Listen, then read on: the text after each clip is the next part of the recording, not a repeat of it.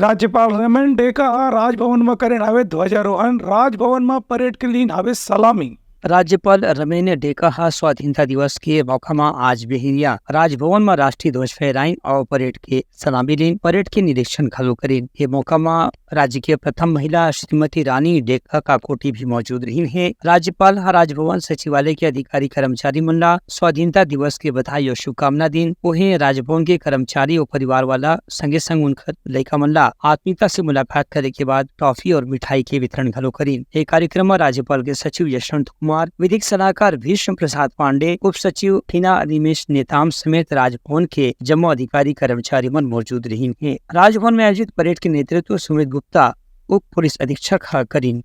Bureau report, उत्तलंघा news.